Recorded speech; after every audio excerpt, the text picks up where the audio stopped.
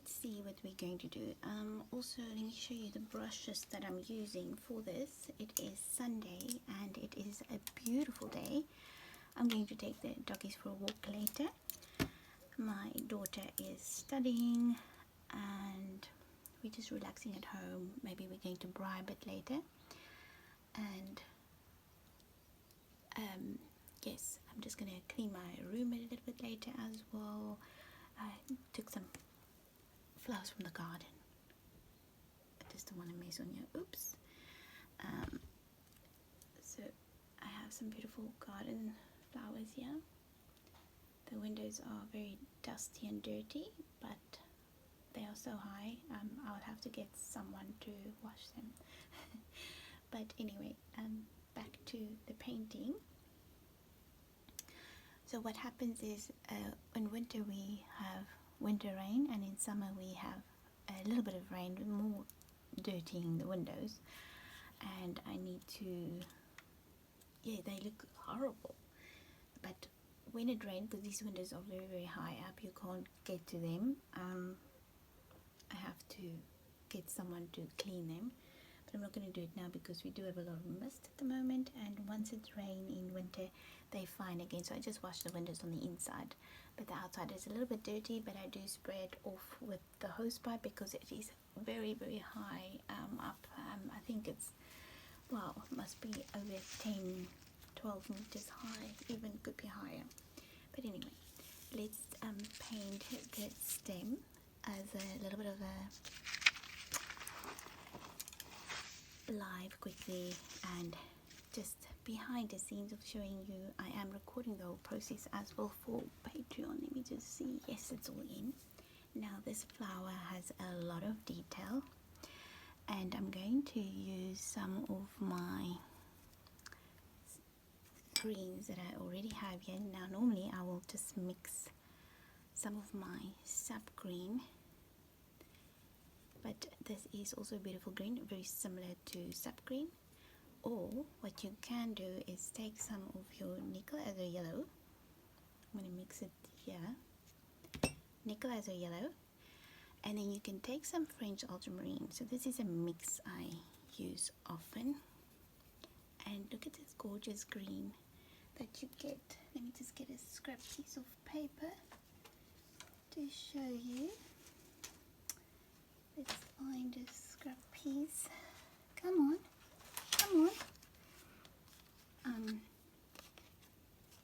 So this is the beautiful green that you can mix with French ultramarine and nickel azo yellow or transparent yellow. So this is the nickel azo yellow that I absolutely love. It's nearly finished.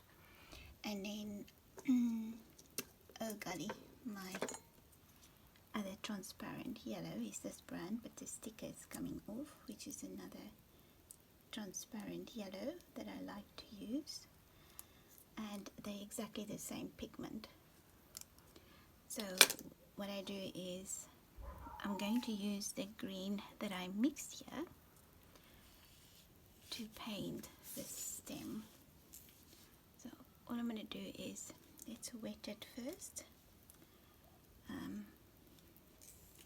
Wet it to get in between all of these wires now, because I'm recording and we do have load shedding again. So terrible, but you know, somehow you do survive and you get past all of that. You get used to it. You just read and edit videos while the power is out.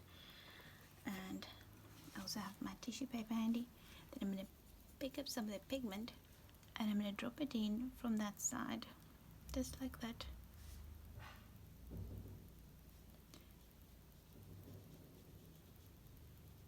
And just drop it in, take it right down. I was in the garden, cut some flowers for the week, because it just makes my day when I have beautiful flowers in the garden. Really just change my week. I'm going to take it all halfway like this, and the sun is coming from this side on the reference photo, and then I'm just painting it right up to here. And now I'm going to rinse my brush, and I'm going to dry it off on a piece of tissue paper, and then I'm just going to soften it because I don't want a hard line. You see that? I'm just softening the hard line. Don't want too much water on my brush, because this is what will happen if you have too much water on your brush, and it will flood that section. You won't see the difference between the two. So I like to just use a little bit of water and soften this line instead of having it more like that, and it just moves all of the, I'm going to stop it, otherwise it's going to flow right up to the top there and remove all of the beautiful colors that we just put down. So let's mix a bit more of the French ultramarine, and quite a bit. Rinse your brush, pick up some of your nickel as a yellow, and a bit more of the French ultramarine because I want it a bit darker, but not too dark. Rinse your brush, a bit more nickel as a yellow, and a bit more nickel as a yellow, and that's what I want. Same color. And now I'm going to just drop it in again while it's wet, right at the edge of the stem there. Just like quick little dabs. I'm going to let it flow everywhere. You can see it is summer, so it's drying much quicker.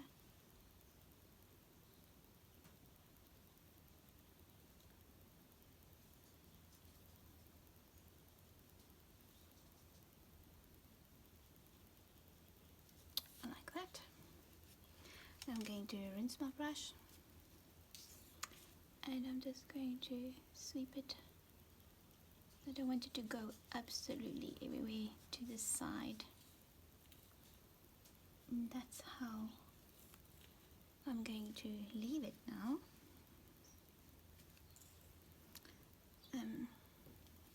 Just want to mix a bit more here, and then drop some in again on the side to make it a bit darker, because watercolors dry much lighter once it's completely dry on the paper. And that is my little stem that I'm painting. Quite happy with that.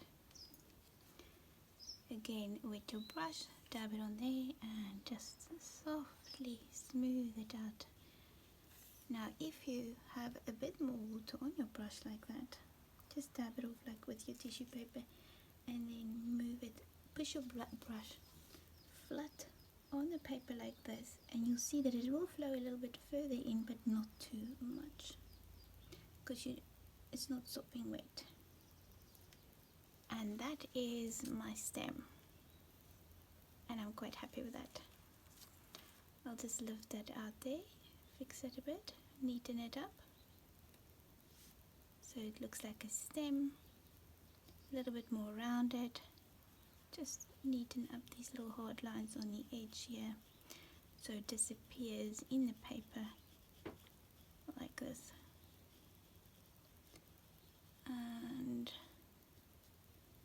I'm happy with that. Now I'm gonna go on the edges there, same thing, just neaten up those little spots there. I don't know if you can see it, if I can show you on the camera, but there are little hard lines, and I don't want that. So just have tissue paper handy, and I lift out those excess pieces, excess pigment like that. And I'm happy with that. Look at that, how nicely it turned out. I'm just going to neaten up there. There you go. Soften it. That's my little stem.